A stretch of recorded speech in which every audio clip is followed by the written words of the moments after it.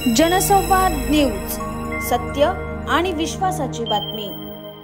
उल्हासनगर जवळील आशेळेपाड्यात एका तरुणावर चाकूने जीवघेणा हल्ला झालाय।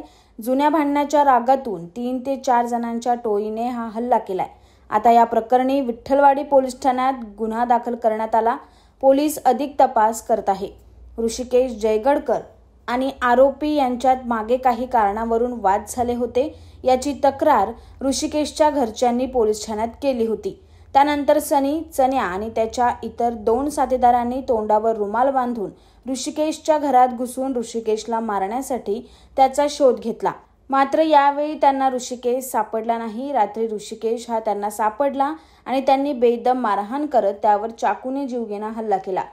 यात ऋषिकेश गंभीर जखमी झाला असून त्याच्यावर उल्हासनगरच्या मध्यवर्ती रुग्णालयात उपचारासाठी दाखल करण्यात आला आहे। माझं नाव प्रथमेश शैलेश जयगडकर, भावाचं नाव ऋषिकेश जयगडकर।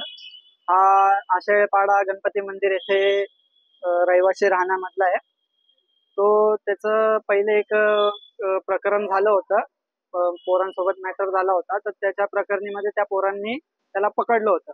तर त्यांनी हा गुन्हा पोलीस स्टेशन मध्ये जाऊन दिला होता, त्याची पावती सुद्धा आहे आमच्याकडे। आणि त्याच्यानंतर मग त्या पोरांना त्यांनी मारलं होतं। तर ते पोरं 3-4 पोरं आमच्या घरामध्ये आलं होतं। एकाचं नाव सनी आहे, एकाचं नाव चन्या म्हणून त्याला बोलतात, असं त्याचं नाव आहे। त्यावेळेस घरात मी, मामी आणि आमच्या दोन्ही बहिणी घरात होत्या। तेव्हा ते 4 पोरं आले होते तोंडाला रुमाल बांधून। तेव्हा त्यांनी घराची तपासणी सुद्धा घेतली की घरामध्ये ऋषिकेश आहे का म्हणून, हे सांगून की बाबा आमच्या ढोलच्या ऑर्डरचे पैसे त्यांनी घेतले, पैसे दिले नाही म्हणून। आम्ही त्यांना सांगून टाळलं की ते घरात नाही म्हणून, तर ते तिथून निघून गेले। तर त्यांचा राग म्हणून त्यांनी आज ऋषीला पकडून मारलेलं आहे।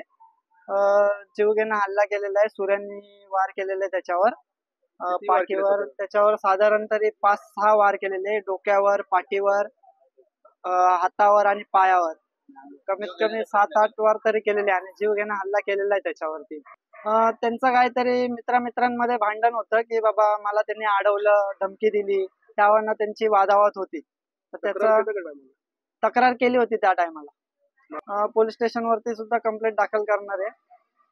प्रशासनाकडनं एवढीच मागणी आहे की भावासोबत जे झालेलं आहे त्याला आम्हाला न्याय मिळावा आणि ज्या पोरांनी त्याला मारलेलं आहे त्यांना कडोकड शिक्षा व्हावी म्हणून। त्यामुळे आज तो माझा भाऊ इथं हॉस्पिटलमध्ये आहे। त्याचं दुःख सगळ्यांना सुद्धा झालेलं आहे।